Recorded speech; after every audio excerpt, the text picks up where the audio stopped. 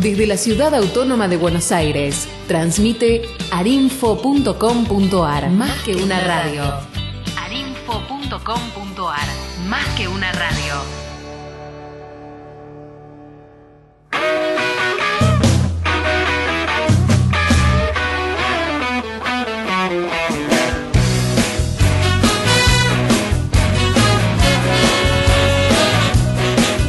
Carrusel Cultural. Voces y...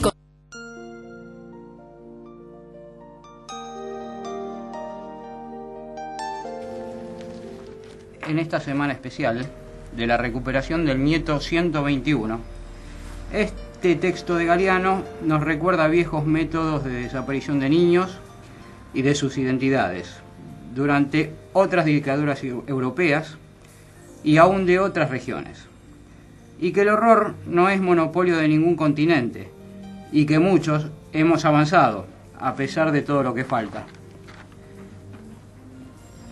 Otros niños robados. El marxismo es la máxima forma de la patología mental, había sentenciado el coronel Antonio Vallejos Nájera, psiquiatra supremo en la España del generalísimo Francisco Franco. Él había estudiado en las cárceles a las madres republicanas y había comprobado que tenían instintos criminales. Para defender la pureza de la raza ibérica, amenazada por la degeneración marxista y la criminalidad materna, miles de niños recién nacidos o de muy corta edad, hijos de padres republicanos, fueron secuestrados y arrojados a los brazos de familias devotas de la cruz y de la espada. ¿Quiénes fueron esos niños? ¿Quiénes son tantos años después? No se sabe. La dictadura franquista inventó documentos falsos que les borraron las huellas, dio orden de olvidar, robó los niños y robó la memoria. De los hijos de los días, Eduardo Galeano.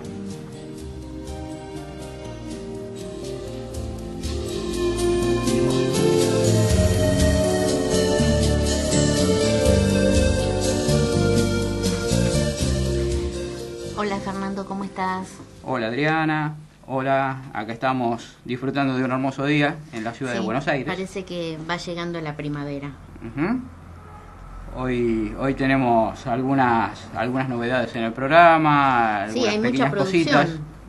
Hay mucha producción hoy, ¿no es cierto, Fernando? Sí, hemos estado trabajando. Bueno, y este texto de Galeano nos remite a una reflexión inevitable en esta semana tan especial de la recuperación del nieto 121, ¿no es cierto? Y bueno, vemos que el horror es muy antiguo, por supuesto. Traemos a colación este texto de Galeano que habla de la actitud de la dictadura franquista, ¿no? Y en aquella época vemos que las identidades y los niños fueron robados y no recuperados.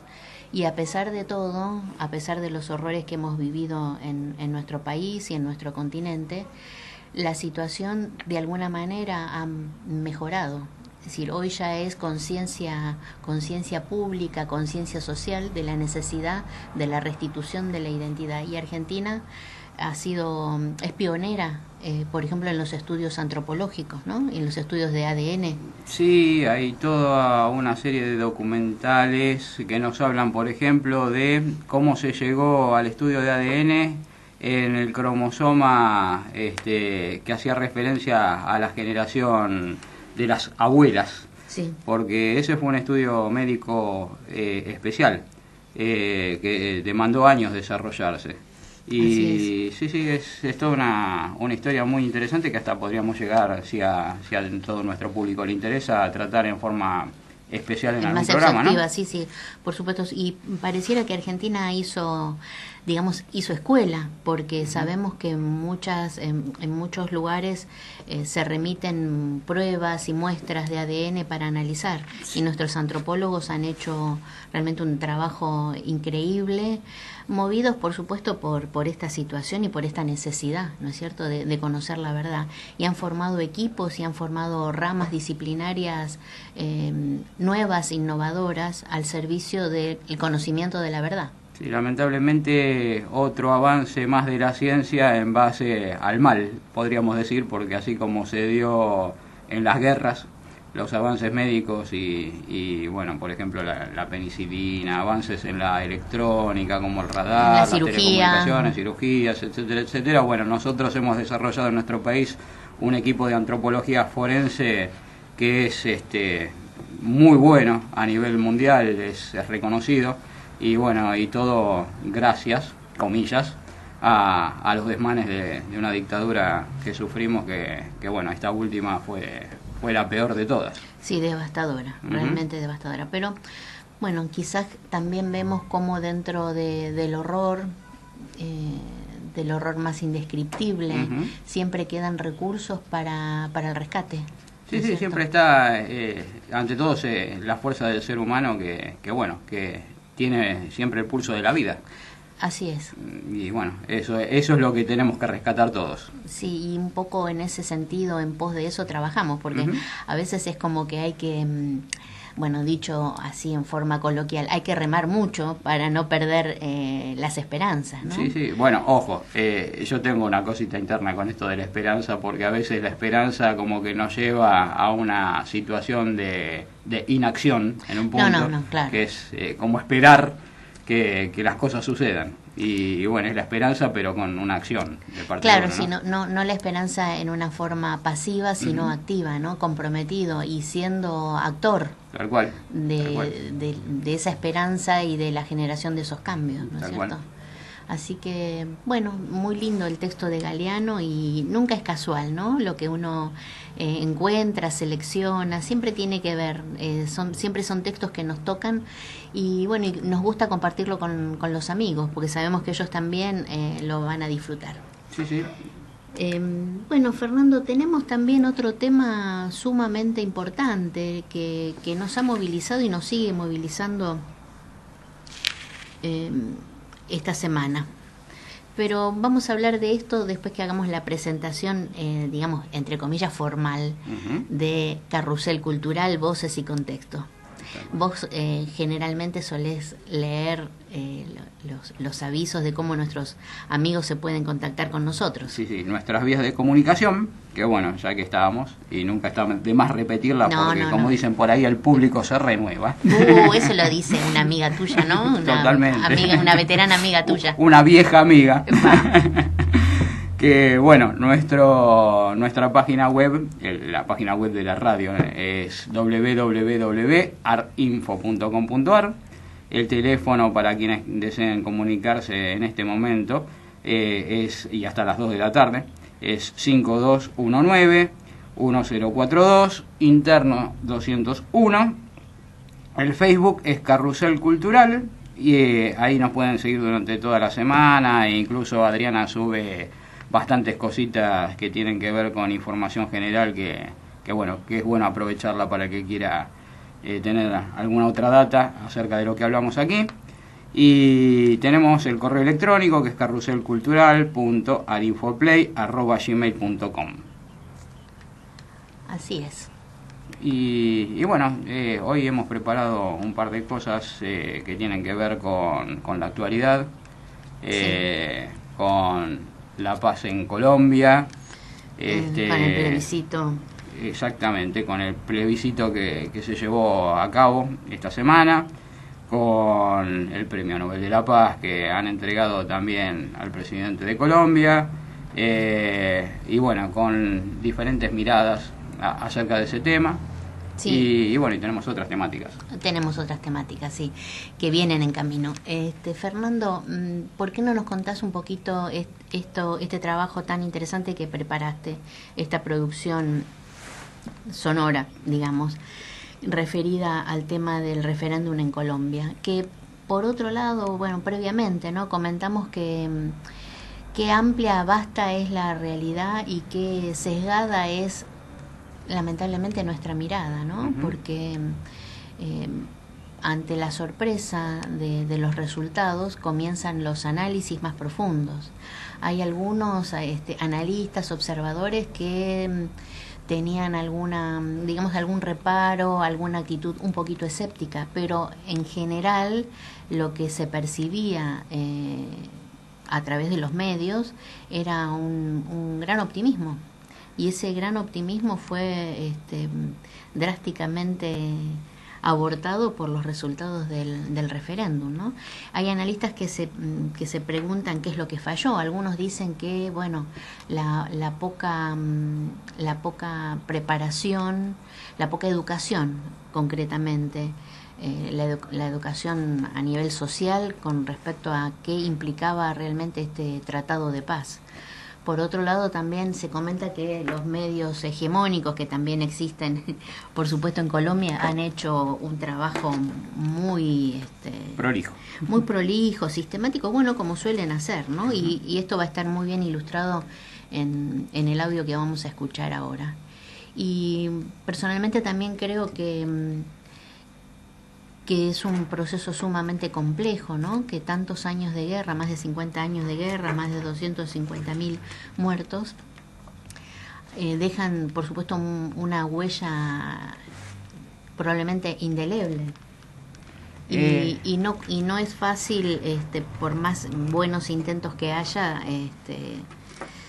que pueda zanjarse, ¿no? Y a pesar de la buena predisposición, 4 años de negociaciones y la predisposición de ambos sectores, ¿no? Por un lado el gobierno colombiano, por otro lado la FARC, la CEP. Es medio siglo de luchas internas, lo que, bueno, como todos sabemos, las implicancias de movidas a nivel social abarcan diferentes miradas, diferentes formas de acción, diferentes regiones. Es muy compleja la trama, y cuando se llega a un momento de decisión, toda esa trama, los hilos de esa trama, se conjugan de una manera compleja que a veces es muy difícil determinar a qué conclusiones se pueden llegar. El tema es que en este audio que armamos tenemos más o menos un pantallazo general de diferentes miradas, de diferentes expresiones, y son muy enfrentadas, son a simple oído, no podemos decir a simple vista porque esto es radio, pero de solo escucharla uno se da cuenta cómo está armado el mensaje, cómo apunta un mensaje más a la parte de la razón y del pensamiento y de tratar de fundamentar una opinión, y por el otro lado se nota mucho apuntar hacia lo visceral. Claro. Que es algo que vemos en los medios habitualmente y que es hacia donde aparentemente está tendiendo la comunicación de los grandes medios. Cierto. Es abandonar un poco el análisis y el conocimiento para llegar a las decisiones, para impulsar a la gente y a las masas a actuar visceralmente por las emociones. Claro, sí, que sería como lo primario, ¿no? Lamentablemente, esto lo hablábamos nosotros ayer, pero rememorando la charla que tuvimos en el primer programa con Jorge Bocia, en realidad se está apelando, digámoslo en sentido figurado, a una racionalidad primaria, mamífera reptil, y se está dejando de lado en los grandes medios, los medios económicos, grandes hegemónicos, se está dejando de lado la posibilidad de apelar a la parte racional, ¿no? Al análisis, incluso al compromiso. También se comenta en este caso particular que Colombia es muy reacia a la participación popular. Ya ha habido otros referéndums, ¿no? Sí, algunos de los analistas que vamos a escuchar hace referencia a que hay falta de discusión en el tema, porque es un tema que abarca medio siglo en la historia colombiana, que ha producido heridas muy profundas y que hubiera necesitado de una reflexión más extensa en el tiempo. Que 4 años, que es una negociación larga, sí, no alcanzó para zanjar y para llegar a profundizar y a saldar determinadas heridas. Y entonces eso propició el hecho de de no apuntar a la razón, sino de apuntar a ese tipo de heridas y a ser punzantes y a escarbar la llaga, como se podría decir, para llegar a un resultado como el que se obtuvo. Sí, por otro lado también nos mueve a una breve reflexión, ¿no? Simple. Pensamos que la paz no es querida. Tal cual, ¿no es cierto? Porque la paz no es un negocio a veces. La paz no es un negocio, y por otro lado no podemos dejar de pensar en tantas víctimas, en tantos desplazados que hubo en estos años. Así que realmente es un momento, me parece que, bueno, a pesar de la preocupación que genera, me parece que también es un reto, un desafío. ¿Qué pasa en nuestra región? Tampoco lo podemos ver como un hecho aislado, este resultado en Colombia, ¿no? Lamentablemente. Y digo lamentablemente y con preocupación, ¿no? Sí, bueno, de hecho, tanto no es aislado, que en lo que vamos a escuchar, gran parte de la referencia de audio es de la península ibérica. Claro. ¿Por qué no nos contás, Fernando, qué voces vamos a escuchar? Bueno, es un popurrí donde traté de abarcar bastantes voces. Entre ellas vamos a iniciar con un fragmento de la agencia EFE, en la cual nombran al Premio Nobel de la Paz, Santos. Después lo vamos a escuchar a Santos. Avanzado el audio, vamos a escuchar a un periodista madrileño de un programa que no podía llamarse de otra manera que Libertad Digital. Ustedes ya cuando lo escuchen sabrán por qué pongo el acento en esto de libertad. Posteriormente también se entrecruza con él un audio de José Luis Monedero, de Podemos, Pedro Brigger, también vuelca algunas palabras, el Papa Francisco también, y bueno, y todo eso hace un coro de voces que creo que nos va a dar para la reflexión, y la idea es que por favor lo escuchen atentamente, porque, bueno, y analicen con nosotros todo este tema de lo visceral y lo racional, porque a continuación de eso vamos a estar escuchando también una reflexión también en audio expresada por el Pepe Mujica, en la cual hay, para los que no tengamos claro muy bien de qué se trató todo esto que pasó en Colombia en los 50 años que narrábamos, hace un análisis histórico. Sí, y es interesante el audio del Pepe, que es un audio que se difundió en la Deutsche Welle, porque es previo al resultado electoral. Y vamos a escuchar la inflexión de voz de Pepe. Es una voz preocupada, no es una voz optimista. Probablemente él estaría entreviendo los resultados que después se produjeron. Bueno, vamos al audio. Al audio de Le Colombia. decimos a nuestra operadora que apriete el botón. To award the Nobel Peace Prize for 2016 to Colombian President Juan Manuel Santos. Premio Nobel de la Paz 2016 para Juan Manuel Santos. Yo los convoqué a que decidieran si respaldaban o no el acuerdo para la terminación del conflicto con las FARC. Este infame presidente Santos, que si tuviera vergüenza, si tuviera la más mínima dignidad, después de 4 años embarcando a su país, hasta hacerle decir que lo blanco es negro y lo negro blanco, y que los terroristas son buenos y los enemigos de los terroristas son malos, el pueblo, sobre todo donde los conocen, ha dicho que no. Vedo due cose, il presidente Santos ha rischiato tutto per la pace, ma vedo anche un'altra parte che rischiano tutto per continuare la guerra. No sé si el Espíritu Santo puede hacer una moción de censura y echar a este tío siniestro del Vaticano, que ha hecho que el Vaticano respalde un acuerdo que es evidente que va en contra del pueblo de Colombia. Ejército del Pueblo, FAREP, lamentan profundamente que el poder destructivo de los que siembran odio y rencor haya influido en la opinión de la población colombiana. El diario El Mundo, anoche, a las 12, y me abochorna decirlo, decía, lo único que se discute es por cuánto gana el sí. Es por lo que decía Uribe, si dicen que gana el sí es que tendrán compradas las urnas. Como no estaban todas compradas, ¡qué vergüenza! Tenemos que entender que la democracia no es solamente la decisión, sino creo que sobre todo es la deliberación. Y en Colombia creo que los plazos han acelerado la necesidad de que la gente votase sin haber tenido tiempo para debatir algo que es muy profundo. Con las FARC estaban la ETA, Podemos y el PSOE. Y el PP y Ciudadanos. Dice, ¿pero esto qué es? Unos por ignorancia. Rivera sale defendiendo la libertad en Venezuela, cosa que ha hecho de verdad y dando la cara, y la paz en Colombia. Pero tú sabes lo que es Colombia, Albert. No sabes ni lo que es Colombia. Pero es bonito. Yo soy Charlie. Yo estoy por la paz. Yo quiero que se acabe el hambre en el mundo. Yo soy bueno. Y los que no piensan como yo son gentuza, ¿eh? Bueno, pues, ¿y ahora qué va a hacer?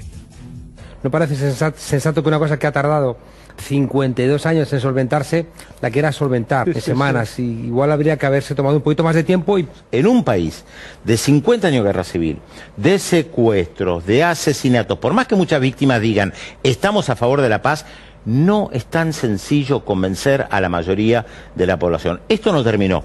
Menos mal que el rey de España se negó, apoyado por muy pocos medios, a ir a bendecir esa infamia.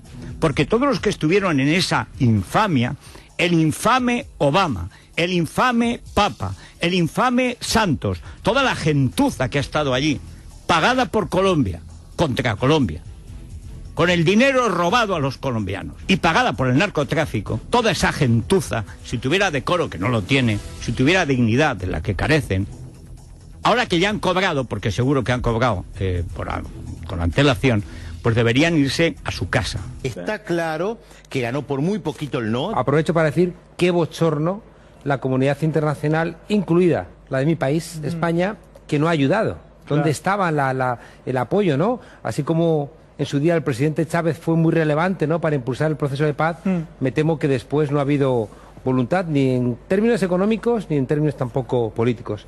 Esta ideología de Miss Venezuela, pues como en España es muy fácil convencer a los jóvenes, oh, la paz, qué bonita es la paz, todo el mundo quiere la paz, oh, si Mandela viviera querría la paz, imagino, estas basuras, Jesús y Charlie, todas estas porquerías ternuristas en las que todo el mundo dice, qué bueno yo soy, hoy qué bueno soy, yo quiero la paz, hoy es que soy tan bueno. ¿Cuántos países tiene América? Ay, no sé, muchos, pero quiero la paz y que no haya hambre en el mundo.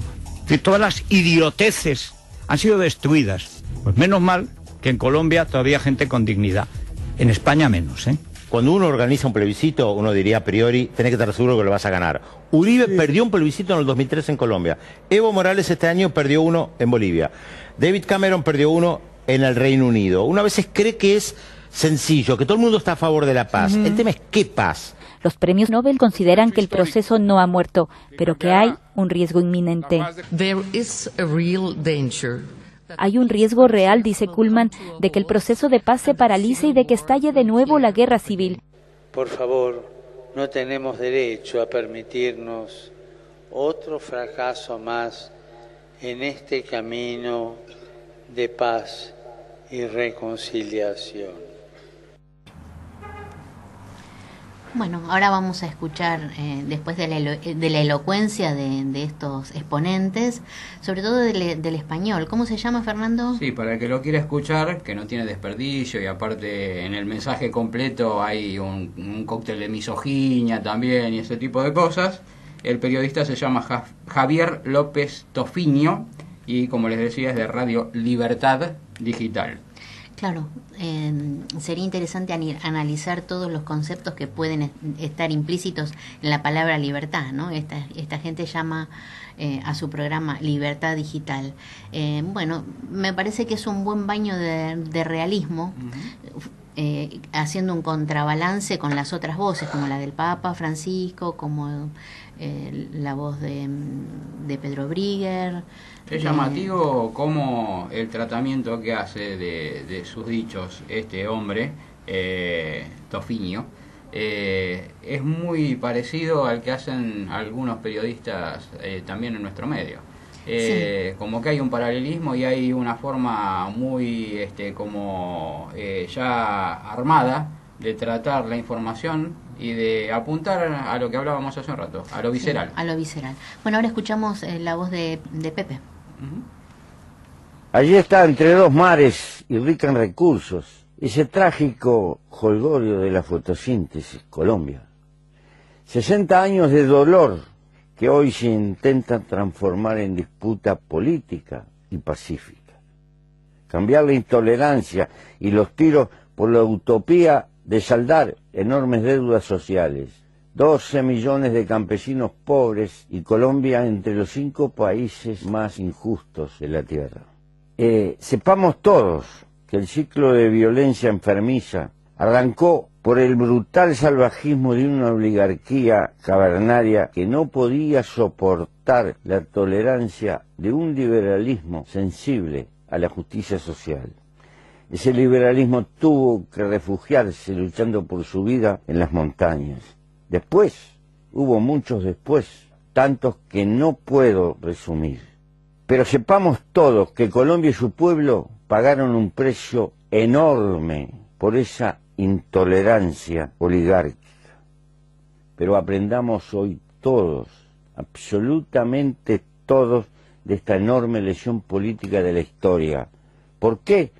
Porque el péndulo de la historia parece empujar en este momento en varios países hacia la derecha extrema, hipernacionalista, xenófoba, portadora de un proteccionismo chauvinista que amenaza hacer pedazos la globalización abierta, hija de intereses concentradores y oligopólicos. Surge una respuesta política por muchos lugares, incluso en las urnas, porque se sumerge en estancamiento y en incertidumbre a grandes masas que atienden el discurso fascistoide y mentiroso de los Trump y otros parecidos. La socialdemocracia está en crisis, perdió credibilidad de tanto negociar y ceder ante el abuso concentrador de la riqueza y del verdadero poder plutocrático. Las alternativas posibles más parecen responder a los bancos y transnacionales que a partidos políticos comprometidos con las clases medias y los trabajadores. No es casual que el disgusto sume gente desorientada a la peor de todas las salidas. Existe un presagio autoritario que vuela sobre los cielos de la democracia impotente, incluso con apoyo plebiscitario. Sepamos que en el peor de los casos se volverá a las luchas colectivas por una democracia superior y por construir un paso adelante de la civilización, luchando siempre por la igualdad de los semejantes, pero recordemos que el péndulo de la historia nunca arranca del extremo al que llegó. Bueno, hemos compartido estos audios tan interesantes y por ahora ponemos puntos suspensivos como para seguir reflexionando esta semana y las que siguen. ¿No es cierto, Fernando? Sí, sí. Es un tema que no termina acá y nos toca de muchas maneras.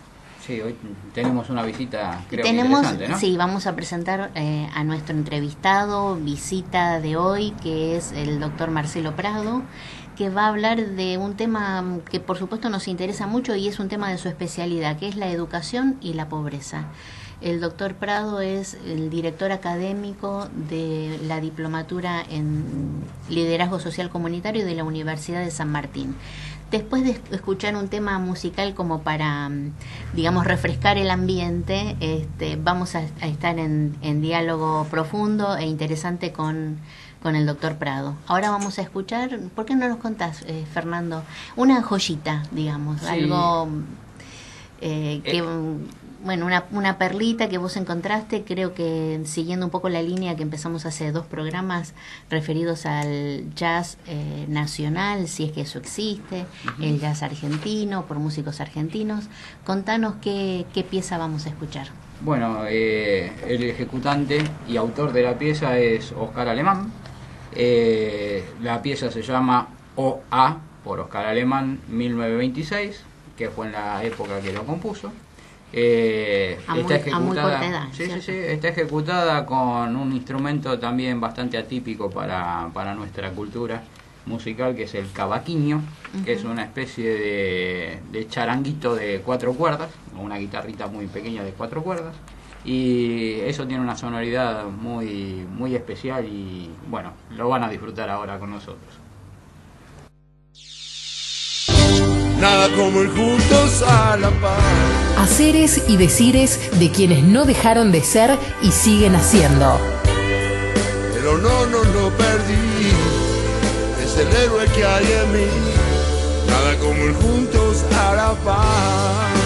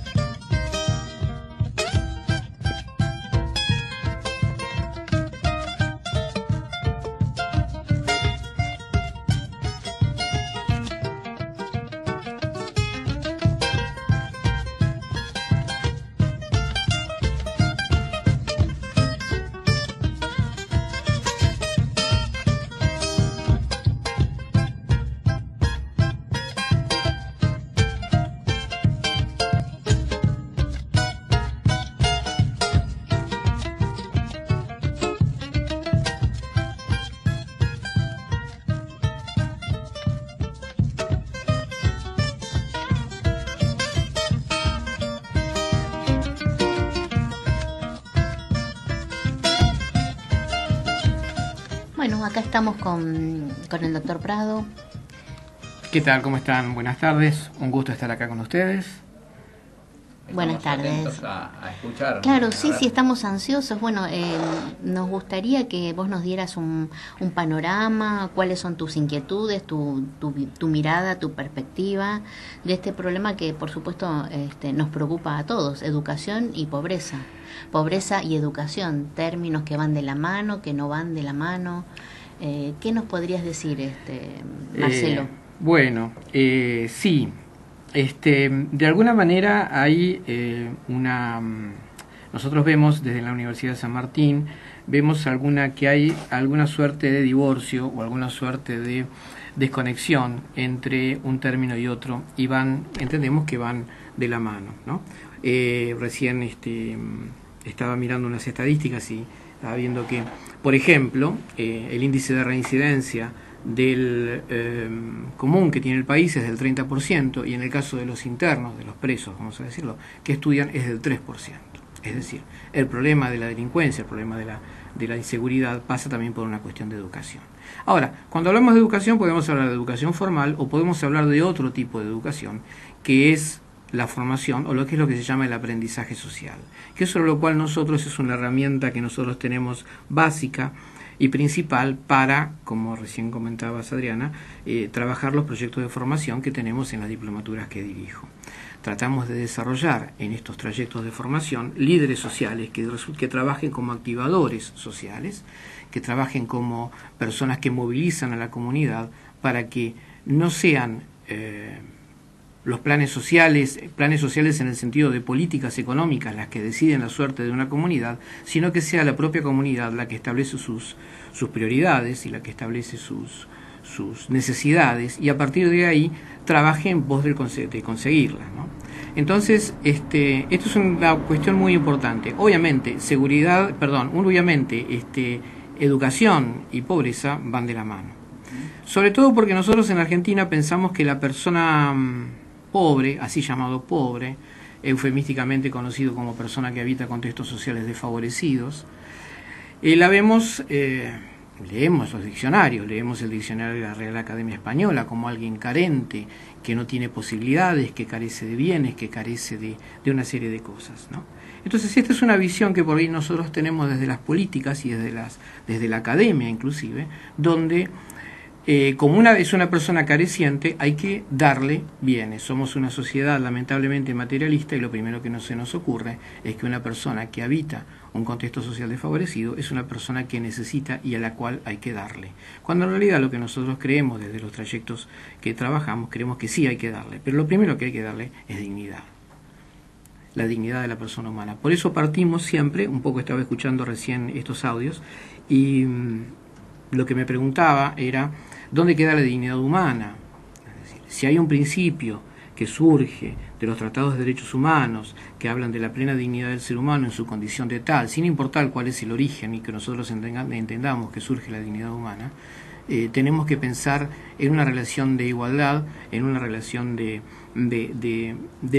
pleno señorío, aún de las personas que son carecientes y que habitan esos contextos. Te aclaro, nosotros estamos en contra del término pobre. De lo que hablamos es persona que habita un contexto desfavorecido, porque lo pobre es el contexto, no la persona. Claro. Y decinos, Marcelo, ¿qué sería dentro de este marco conceptual el líder social comunitario? ¿Y qué diferencia habría por ejemplo, con un activista o con un trabajador social? Digamos, ¿qué diferencia sustancial remarca? Sí, hay algunas diferencias. Lo primero que tenemos que pensar es que cuando hablamos de liderazgo comunitario o liderazgo social comunitario, no estamos hablando de un líder corporativo, ni estamos hablando de un líder político. Son cuestiones completamente distintas.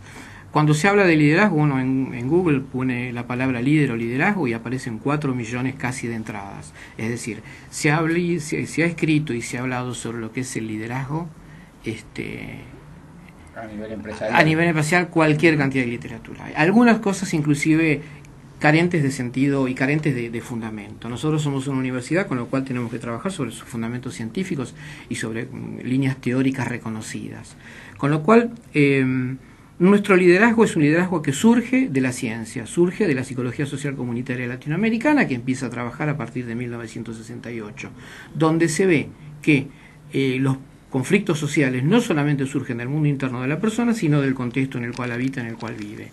Entonces, nuestro líder comunitario es un líder que aparece identificado concretamente en las realidades sociales latinoamericanas. No es la invención de un líder que debe tener determinadas características o alguien que es una suerte de superhombre porque tiene tales o cuales capacidades aprendidas o desde el nacimiento. Sí, o el típico líder carismático. ¿No? Sí, no, ese es un líder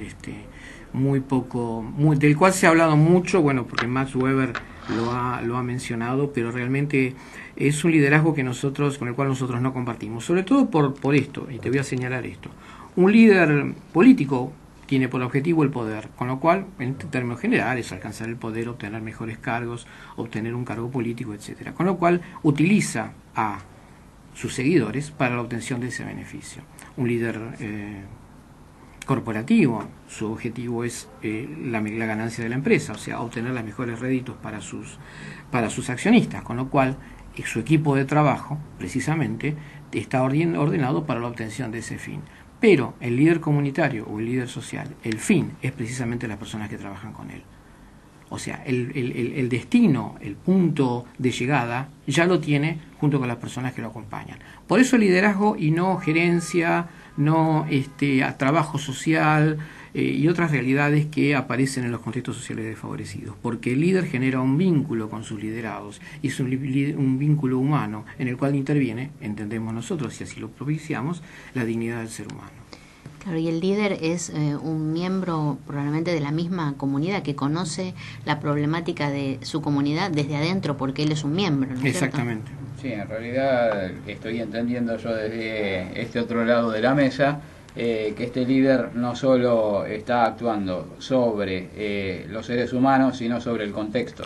Exacto. Hay una mejora que al ser comunitario calculo que comprende ambas esferas. Sí, desde ya.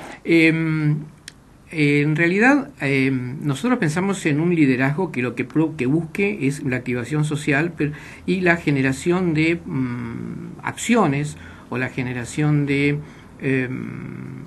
desarrollos dentro de la comunidad en los cuales la comunidad participe. Porque en general ocurre lo siguiente: cuando uno desarrolla proyectos sociales y piensa proyectos sociales, lamentablemente tenemos que decirlo, se piensan en escritorios gubernamentales de casi toda Latinoamérica. No hablo solamente de un país, ni hablo de un momento político determinado, ni de una línea política determinada. Entonces, los actores de esos proyectos y de esos procesos son personas que no habitan esos contextos. Entonces ellos piensan, deciden, opinan que en función de las estadísticas, en una comunidad determinada, en el conurbano bonaerense o en la selva ecuatoriana, tiene tales necesidades. Pero esa no es tal vez la necesidad que plantea esa comunidad. No es lo que siente esa comunidad y no es por lo cual sufre esa comunidad. Entonces el líder comunitario lo primero que tiene que hacer es conocer las necesidades de su comunidad. Lo segundo es desnaturalizar la pobreza. Hay una situación, hay una idea generalizada en los contextos sociales desfavorecidos de toda Latinoamérica, que soy pobre porque nací pobre y voy a seguir siendo pobre, y es justo que sea así. Y esto es algo con lo cual se debe trabajar mucho. Y en tercer lugar, y termino, que el líder social comunitario pueda mejorar la penetración de esas políticas sociales, que sí ayudan, que obviamente benefician a la comunidad, para que puedan llegar a la mayor cantidad de personas.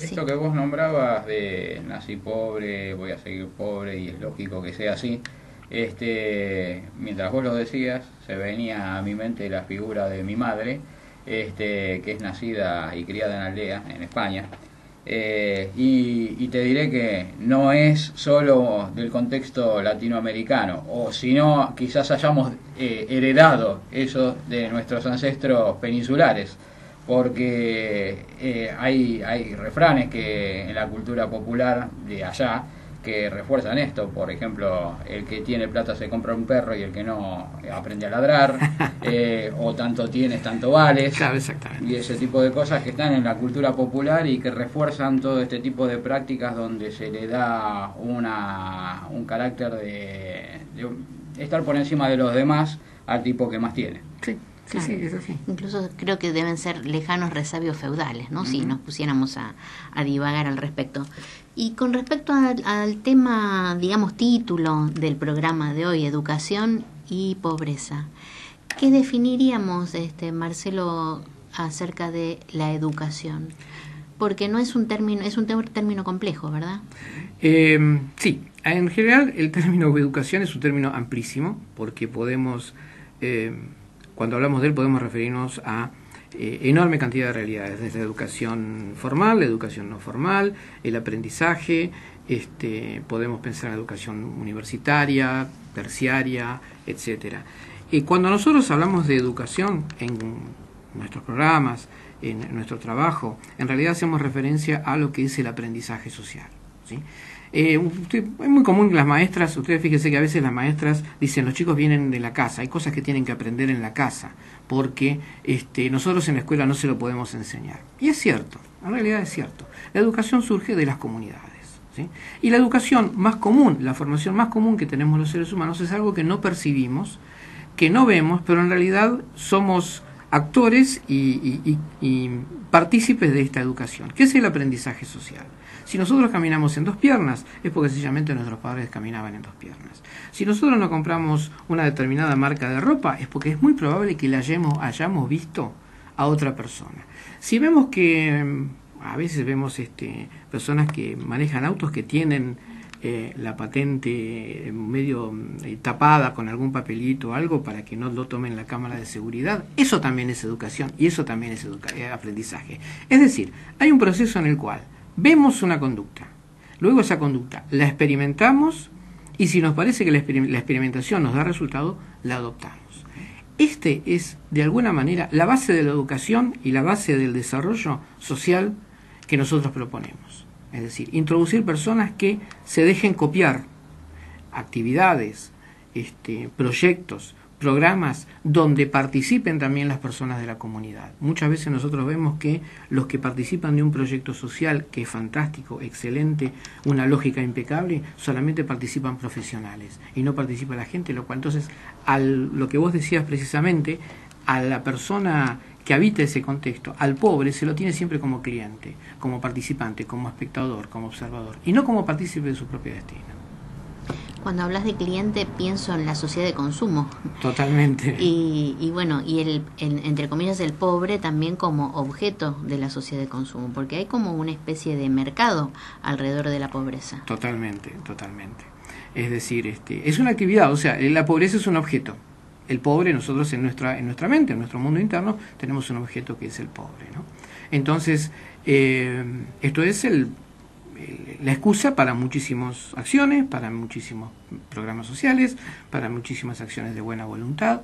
Y bueno, y obviamente, cuando se generan este tipo de acciones, no necesariamente tienen un objetivo genuino, que es la transformación del ser humano, sino que tienen como objetivo la obtención de una ganancia, la obtención de algún tipo de beneficio, etcétera. Si nosotros pensáramos la cantidad de millones de dólares que se han gastado en los últimos 10, 20 años, no sé, a nivel internacional para solucionar el problema de la pobreza en Latinoamérica, y la seguimos teniendo estable, creciendo, 168 millones de pobres, 168 personas cuya vida es una calamidad, lo cual no tenemos conciencia de eso. Entonces seguimos practicando exactamente lo mismo, seguimos haciendo exactamente lo mismo, pensando que el pobre es el que necesita, con lo cual le damos, pero no dejamos que se desarrolle, no dejamos que decida su propio destino, no le damos espacio para poder crecer, y no tenemos gente que realmente le dé ese espacio, ¿no?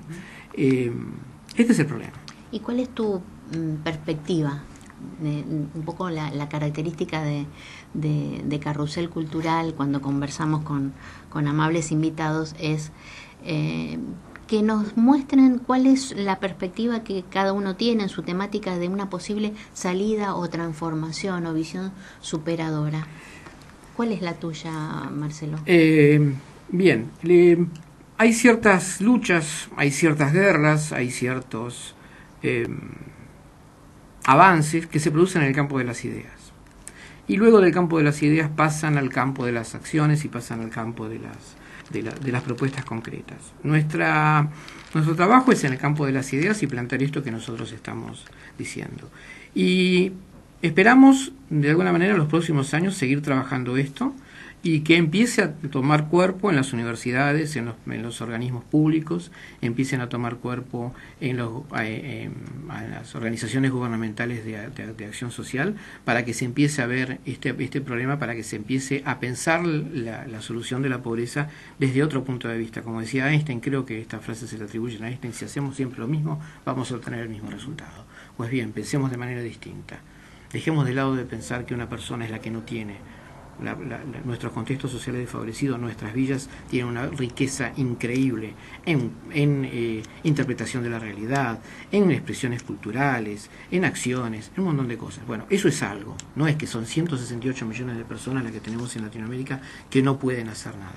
Sí pueden, sí tienen capacidades, sí tienen posibilidades de relacionarse, sí tienen posibilidades de trabajar junto a su vecino y para poder mejorar sus condiciones de habitabilidad en las cuales se encuentran. Lo que pasa es que hay personas que deben permitírselo.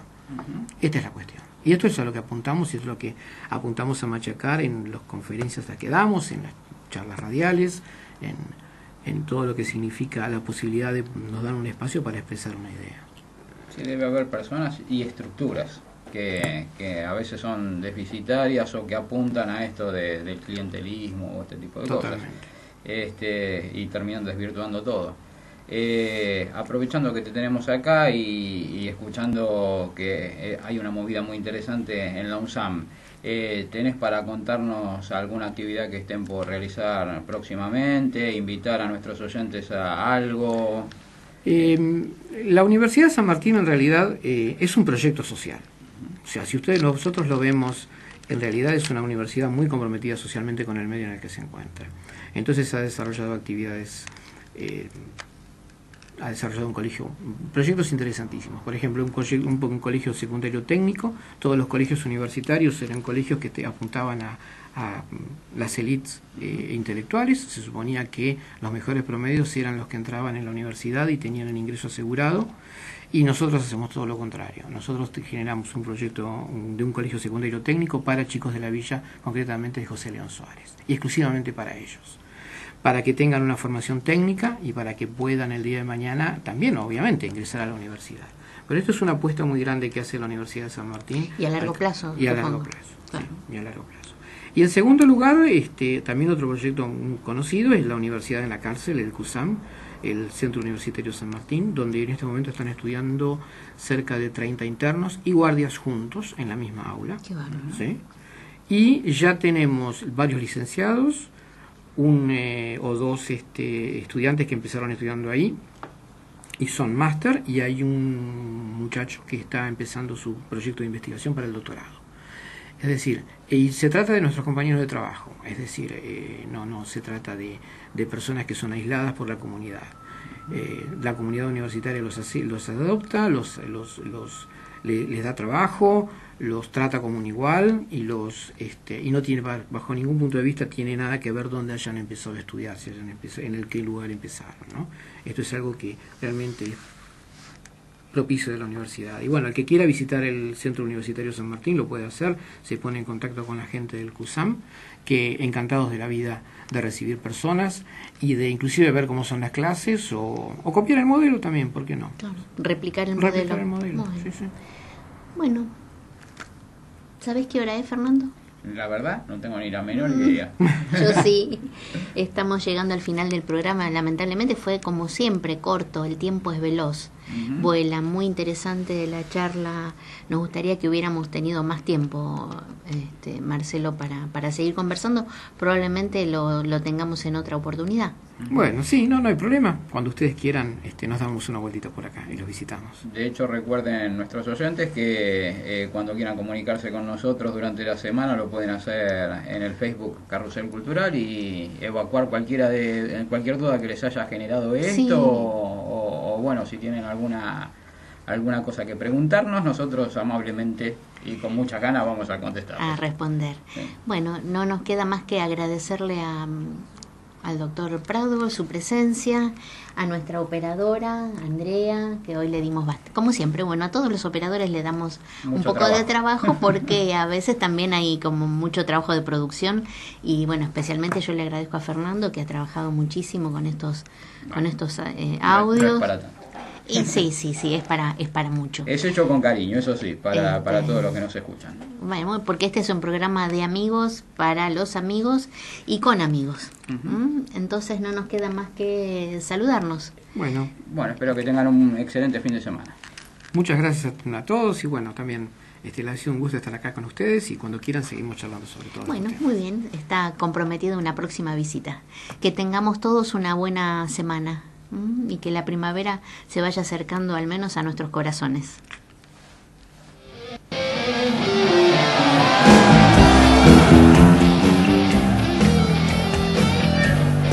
Voces y contextos siguen girando hasta el próximo Carrusel Cultural.